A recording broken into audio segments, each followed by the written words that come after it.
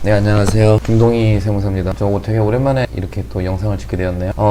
지금까지 좀 출장도 좀 많았고, 좀 여러 가지 좀 일이 있어서, 그래서 이렇게 좀 다시 이제 시작할 때까지 시간이 좀 걸렸던 것 같습니다. 그래서 오늘 제일 많이 궁금해 하시는 거 이제 증여세에 관련돼서 조금 얘기를 해볼 건데요. 무엇을 얘기를 할까 하다가 증여세에 대한 전반적인 계산 방법에 대한 얘기를 드리는 게 좀 이해하시기 편하실 것 같아서 그걸 한번 준비해 봤습니다. 자, 그러면 이제 하나씩 이제 PPT로 준비한 걸로 한번 볼게요. 증여세 계산 구조는 이제 증여재산가액이라고 있고요. 여기에서 비과세 재산가액을 이제 뺍니다. 국가로부터 증여받은 재산이 이제 비과세 재산가액이고요. 그 다음에 과세가액 불산이익이 있고, 이제 이거는 이제 그 공익법인이라든지 장애인이 받은 재산 같은 경우는 이제 과세가액 불산이익이거든요. 그리고 채무인수액 이걸 빼고, 또 재차증여 재산가액이라고 증여일 전에 이제 10년 이내 동일인한테 받은 재산이 있으면 이거를 합산해서 이렇게 과세를 해야 되기 때문에 우선 더하고요. 그렇게 되면 이제 이게 증여세 과세가액이 됩니다. 여기에서 증여재산 공제 빼고, 혼인증여 공제, 출산증여 공제 이런 걸 빼고요. 재손실이 있으면 재손실 공제도 빼줍니다. 이렇게 하고, 그 다음에 이제 그렇게 하고 나면 이제 감정평가를 받은 게 있으면 감정평가 수수료 빼야 되고요. 그렇게 하면 이제 증여세 이제 과세 표준이 나옵니다. 자, 그러면은 증여세 이제 과세 표준이 나오고 나서 여기서 세율을 곱하면 증여세 산출세액이 되고요. 여기서 이제 박물관 자료 등에 대한 징수유예세액 등이 있고, 또는 외국에서 같은 건에 대해서 이제 외국에서 납부한 세금이 있으면 이거는 이중과세가 되기 때문에 외국 납부세액 공제를 빼줘야 되고, 그 다음에 신고를 함으로 신고세액 공제 넣어주고, 그 다음에 아까 재차증여 재산가액이 있었잖아요. 재차증여 재산가액이 있는 경우 이제 이거에서 이제 예전에 증여를 했던 거에 대해서 이제 합산을 한 거니까 예전에 또 납부한 게 있을 거 아니에요. 그거를 정산을 해야 되니까 여기서 한번 빼주게 됩니다. 그렇게 되고 가산세를 더하면 이제 납부할 세액이 나옵니다. 자, 그럼 하나씩 한번 뜯어볼게요. 증여재산가액 판단 방법. 사실 이게 제일 중요한 거니까 이 부분이 좀 집중해서 들으시는 게 중요하고요. 자, 이제 증여재산가액의 판단 방법은 첫 번째로는 이제 시가로 판단을 합니다. 시가라는 건 해당 재산의 정상적인 거래가액, 이제 보통 매매계약서 등을 확인할 수 있고, 그 다음에 해당 재산의 감정가액 평균, 이제 10억이 넘는 금액 같은 경우는 이제 감정가액 2개 이상 감정가액을 받아야 되고요. 평균액을 해야 됩니다. 그리고 해당 재산의 수용이 있거나 보상이 수용이 있는 경우는 이제 보상금액이랑, 그 다음에 공매, 경매가액 이렇게 하고요. 그 다음에 이제 해당 재산에 이런 세 가지의 경우가 없다고 하면 유사재산 비슷한 사이즈라든지 어쨌든 그런 유사재산이라고 할 수 있는 거에 매매 사례가액이 있다고 하면 요거는 또 시가로 인정하고, 그 다음에 해당 유사재산의 평가기간 밖의 거래가, 이게 평가기간이라는 것이 있는데 그 평가기간에서도 만약 요 네 가지가 없다, 유사 매매 사례가액도 없을 수도 있거든요. 그래서 그렇게 되면은 이제 해당 유사재산의 이제 평가기간 밖의 거래가 이제 또 보고 그걸로 이제 합니다. 그럼 평가기간이라는 게 무엇이냐? 상속세는 평가기준일 전 6개월 후 6개월, 증여세는 평가기준일 전 6개월 후 3개월입니다. 자, 이게 좀 이제 이해가 안 되실 수도 있으니까 이제 한번 제가 이걸로 한번 해볼게요. 자, 이게 평가기간이라는 게 있고, 평가 이제 이게 기준일입니다. 이렇게 되어 있는데, 평가 기준일로부터 이게 예를 들어 가지고 2024년 7월 1일이라고 해볼게요. 자, 그렇게 됐을 때 이제 상속세 같은 경우는 이게 6개월 후 6개월, 그 다음에 6개월. 자, 이렇게 계산을 하고요. 증여세 같은 경우는 이제 똑같이 이제 6개월 하고, 전 6개월 하고 후, 자, 이렇게. 이게 동안이 이제 평가 기준일입니다. 자, 이제 평가 기간, 그러니까 평가 기간입니다. 평가 기간으로 되고, 자, 이렇게 되고요. 자, 그래서 이제 요 평가 기간 동안에 이제 요런 요 평가 기간 동안에 나와 있는 여기서 이제 거래가액이라든지, 그 다음에 감정가액이라든지, 그 다음에 수용가액이 이렇게 됐고, 그 다음에 여기서 또 유사재산의 매매 사례가액도 요 근처에 나와 있는데, 만약에 이게 없다고 하면 요 평가기간에 밖에 있는 경우겠죠. 요 밖에 있는 경우에 이제 거래가액이 있으면 요걸 또 이제 시가로 본다라고 되어 있는 겁니다. 그러면 이제 그 세 번째, 그럼 매매 사례가액의 적용 시 평가기간. 그럼 매매 사례가액 같은 경우는 아까 유사매매 사례가액을 얘기하는 건데, 그 평가기간, 평가기준일 전 6개월부터 평가기간 내 상속증여 신고일까지 매매 사례가액. 자, 이게 무슨 말이면, 평가기준일로부터 전 6개월부터, 자, 이것도 한번 볼게요. 예를 들어서, 자, 이게 이제 평가기준일이 있다고 칩시다. 자, 평가기준일인데, 예를 들어가지고 전 6개월, 이때 만약에 이제 상속증여세가 비슷한, 이제 유사한, 이제 상속증여, 그 다음에 이제 신고 금액이 있어요. 유사재산. 그렇게 있어요. 그렇게 되면은 요거 평가 기간은 여기서부터 요까지라고 생각을 하는 게 맞겠죠? 그래서 이제 그 신고일까지를 아직 이제 매매 사례가액으로 보고 있습니다. 그러면 확장돼 평가 기간. 이제 확장돼 평가 기간이라는 게 이게 뭐면 이게 조금 더 어려운 개념이에요. 확장돼 평가 기간은 이제 우선 한번 글을 먼저 읽어볼게요. 평가 기준일 이전 2년 딱 있었을 때 여기 이제 평가 기준이 있었어요. 그리고 여기까지 이제 6개월. 그 다음에 징수세만 얘기해 볼게요. 3개월이라고 해보겠습니다. 이게 원래 평가 기간인데 이 평가 기간에서 이제 확장돼 평가 기간이라는 게 있어요. 그러면 해서 요게 이제 2년 그리고 여기서부터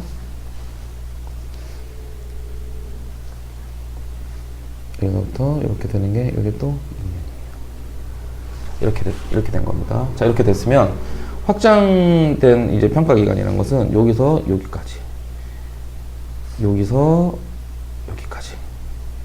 요 기간 동안을 이제 확장된 평가 기간이라고 이제 얘기해야 됩니다. 이렇게 요 비급식 부분이요. 요건데 이게 말 그대로 평가 기준 이전 2년에서 6개월, 그 다음에 평가 기준 이후 3개월에서 2년 이 동안 이때 만약에 어떤 특정 뭐 이제 보통 그 증여세 같은 경우는 만일로부터 3개월 이내 이제 신고니까 이쯤일 거란 말이에요. 이쯤까지 이제 신고를 한단 말이에요. 그러면 이제 신고를 했는데 요게 아무것도 이게 평가할 게 없었어요. 여기 안에 아무것도 평가할 게 없다가 갑자기 이 타이밍 또는 이 타이밍에 거래가액이 나올 수 있잖아요. 그죠? 그렇게 됐을 때 요거를 시가로 인정받을 수 있다는 거예요. 그러면 이미 신고 금액보다 더 이 금액이 더 클 수가 있잖아요. 요 금액이 더 높게 나올 수 있잖아요. 이렇게. 예를 들어서 여기는 이제 1억이요 했는데 여기 이제 2억짜리가 딱 나올 수가 있어요. 이렇게.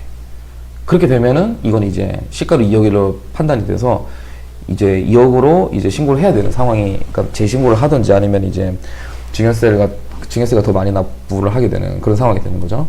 자, 그렇게 되는데 그럼 요거를 그냥 무조건 인정하느냐? 그게 아니라 이제 그 국세 평가 심의위원회 이런 기간이 있어요. 이 기간은 보면 이게 시가가 맞는지 안 맞는지에 대해서 이제 한번 인정하는 기간인데 요때 나와 있는 게 애매하잖아요. 이게 법령에서는 어차피 평가 기간이 아니니까 여기 안에서만 얘기를 해야 되는 거고 요 기간에는 이제 원래는 이제 그 평가 기간이 아니니까 확장된 거니까. 그래서 여기 국세평가심의위원회 이제 확인을 받으면 여기 이제 시가로 인정이 된다. 네, 이런 부분이 있습니다. 네. 자, 이렇게 됐고. 그래서 이제 거기에서 시가가 인정이 되는 거예요. 자, 그러면 판단 방법. 그리고 두 번째. 그럼 이제 시가가 이럼에도 이제 요 2년 동안 요 기간도 없게 된다. 그렇게 되면, 이제 보충적 평가 방법을 하는 거. 우리 보통 말해 기준시가, 공시지가라고 부르죠. 그러면 토지는 개별 공시지가, 건물은 국세청 등 기준시가, 공동주택은 이제 공동주택가, 이거 아파트 얘기하는 거예요. 아파트 같은 거 얘기하는 거고, 단독주택은, 다가구주택은 개별주택가, 이렇게. 그래서 요거 기준시가로 생각해야 됩니다. 자, 그러면, 여기서 고민이 되는 거 있어요. 그러면, 예를 들어서, 요 기간에, 요게 이제 아까 처음에 말한, 뭐, 거래가액, 감정가액, 수용가액, 유사매매 사례가액 이런 게 없는 거예요. 여기 기간 동안 없기 때문에 요거를 기준시가로 신고를 한 거예요. 요때 없기 때문에. 왜냐면 첫 번째는 이제 시가고 두 번째 기준시가니까.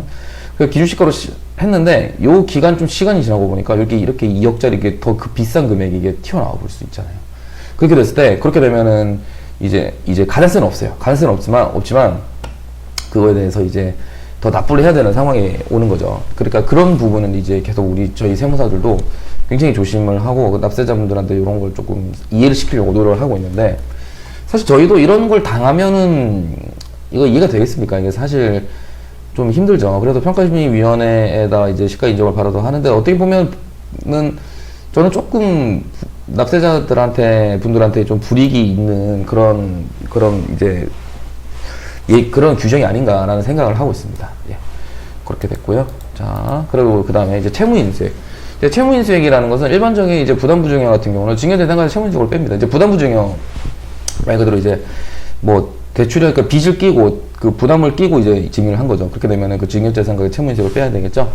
근데 배우자 또는 직계존비 속간 부담부 중에는 원칙은 채무 인수액을 인정 안에 대출 이게 이런 게 뭐 부담이 좀 끼고 있다고 하더라도 요거를 이게 가족 간의 증여니까 그러니까 이걸 갖다가 이제 채무를 넘긴 거가 아니라고 보는 거죠. 근데 예를 들어서 채무액이 국가 및 지자체, 금융회사 등에서 채무로 확인이 되는 경우는 증여재산가액에서 채무인수 금융회사 만약에 집을 준다, 집을 증여를 한다 이렇게 되면은 이제 대출 끼고 있어요. 그러면은 대출 끼고 있으면 이제 그 은행이 이제 대출 채권자니까 그러면은 이제 요거에 대한 채무로 확인이 되겠죠. 그러면은 수증자가 그러니까 받는 사람이 그 채무를 이제 인수를 하게 되는 그렇게 되면 이제 되는 건데 만약에 그런 케이스가 아니라 만약에 그 보증금 이런 거 있잖아요. 보증금 그러니까 전세 이런 거 끼고 주는 거 그것도 이제 부담부 증여이긴 하거든요. 근데 그럼 여기 나와 있는 케이스는 아니다라고 볼 수는 없어요. 그러면은 그런 이제 계약, 금융회사 간의 계약이 아니라 이거 개인 간의 그 부동산 계약이잖아요. 그러니까 그러면은 이제 실제 이체네요. 그리고 이거에 대해서 이제 이제 등기 이전을 할 때 그런 이제 전세에 대한 임대인이 이제 수증자로 바뀌게 된다거나 그런 거를 이제 분명하게 이제 서류상 확인이 되면 그러면은 당연히 채무인수액을 인정을 해줍니다. 그건 당연한 거죠. 자, 그렇게 되고 재차증여재산가액 봅시다.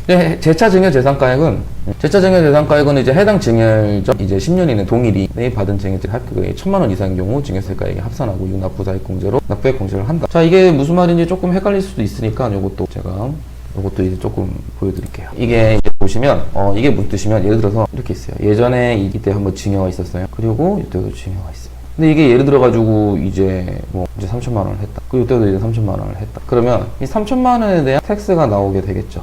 그죠? 근데 이때는 3천 플러스 3천을 한 거에 대해서 요 3천이 여기로 옮겨서 3천을 한 거에 대해서 6천이 되고 요거에 곱하기 세율을 해서 이게 텍스 1이라고 하면 이게 텍스 2라고 해볼게요. 텍스 2가 나오겠죠. 이렇게. 그러면 이렇게 되면 이제 한 번 더 하고 요거 또 과세세가 이중과세잖아요. 그러다 보니까 이중과세를 빼기 위해서 텍스 1을 해줍니다. 그러면 총 금액이 나오겠죠. 이렇게. 그죠? 이해가 가시죠? 그래서 이런 식으로 이제 요걸 해서 요런 이제 더해주는 요 상황을 이제 재차증여라고 이제 재차증여 재산가액을 합계를 하고 그럼 요 기간이 언제까지냐? 요 기간이 10년입니다. 여기에서 이제 10년 이내 동의 증여자가 근데 직계존비속액을 그 배우자 포함해야 됩니다. 받은 증여재산 가액이 1,000만 원 이상이면 합산을 하고 그 이후로 납부세 공제로 해서 증여세 이전의 증여세를 빼주게 됩니다. 자, 이렇게 이제 보시면 되겠습니다. 그리고 자, 증여재산 공제는 잘 아시잖아요. 증여를 받기 전 10년 이내 합계하여 이제 배우자 6억이고 직계존속은 5천이고 이제 배우자 포함한 걸로 해도 이제 같이 계산해야 되는 거예요. 5천만 원을 할 때 직계비에서 5천만 원, 미성년은 2천만 원이고 기타 친족은 지금 2024년까지는 6촌 이내 혈족, 4촌 이내 인척인데 내년부터 4촌 이내 혈족, 3촌 이내 인척으로 바뀝니다. 이렇게 해서 이제 1,000만 원. 그럼 보통 며느리, 이런 경우가 이제 여기에 해당하는 거고, 그죠? 뭐 작은아버지, 그 다음에 이모들, 고모들, 뭐 이런 상황 저희 기타 친족이 들어가는 거죠. 자, 그렇게 되고 혼인 출산 증여 재산 공제 이제 올해부터 들어온 건데 이런 얘기 많이 들었어. 자녀가 결혼할 때 1억 5천까지 이제 증여세 안 나온다. 이거 때문에 하는 얘기입니다. 이거 때문에 하는 얘기인데 2024년 1월 1일 이후 증여분도 적용하고요. 거주자가 직계존속으로부터 그러니까 부모로부터 혼인 전후 2년 이내, 혼인 전후 이내 기존 증여재산 공제와 별개로 1억까지는 증여세 과세가액에서 공제를 해줍니다. 근데 사후관리가 만약에 혼인 증여 공제를 받았는데 2년 이내 혼인을 안 해. 그러면 이제 수정신고를 해야 되고요. 그러면 쭉 납부한다는 뜻이겠죠? 그리고 만약 약혼자가 사망한 경우 그러면 사유일이 속하는 날 말로 3개월이 그 사망을 했으니까 결혼 못하니까 그걸 증여자한테 다시 그 증여받은 재산을 반환한다. 그러면 그 증여는 없는 것으로 본다. 이렇게 합니다. 그리고 그러면 이제 또 출산 증여 공제 거주자가 직계존속으로부터 자녀의 출생일 또는 입양일로부터 2년 이내 이제 1억 원까지는 이제 증여를 해도 공제가 가능합니다. 그러면 이제 혼인을 해도 1억, 출산을 해도 1억인데 한도는 혼인 증여 재산 공제, 그다음 출산 증여 재산 공제 합계해서 1억까지만 됩니다. 그러니까 1억 따로따로가 아니라는 거 이제 잘 주시고요. 세율도 바뀌었죠. 증여세율 2024년까지 이렇게 나와 있는데 2025년부터 이렇게 바뀝니다. 기본적으로 1억이 이제 2억으로 바뀌어서 구간이 널널해졌고, 그러니까 전반적으로 조금 세율이 좀 낮아졌긴 했어요. 그리고 이제 세대를 건너뛴 증여인 경우 할증과세. 수증자가 만약에 증여자의 손자인 경우는 이제 증여세 선출세액의 30%를 가산하게 됩니다. 이렇게 하고 만약 수증자가 미성년자이다 그러면 그리고 증여재산가액이 20억 초과 그럼 40% 가산하게 됩니다. 이렇게 되고요. 증여세 신고 납부기한 증여일이 속하는 날로부터 3개월 이내 신고 납부를 하게 됩니다. 오늘 이렇게 전반적인 이제 그 계산 방법, 이제 과세 체계에 대해서 설명을 했고요. 좀 자세하게 했는데 이것보다 이런 틀을 갖고 기본적으로 이렇게 좀 접근을 하시면 증여세에 대해서 대략 얼마 정도 나올 건지에 대해서 이제 계산이 잘 되실 거고, 제일 중요한 건 아까 얘기한 거가 같이 증여재산가의 시가 산정을 하고 그 다음에 확정된 평가 기간이 있기 때문에 기준 시가로만 신고하는 건 그렇게 좋은 방법은 아니다. 요거를 꼭 반드시 잘 알아주시면 오늘 감사드리겠습니다. 네, 감사합니다.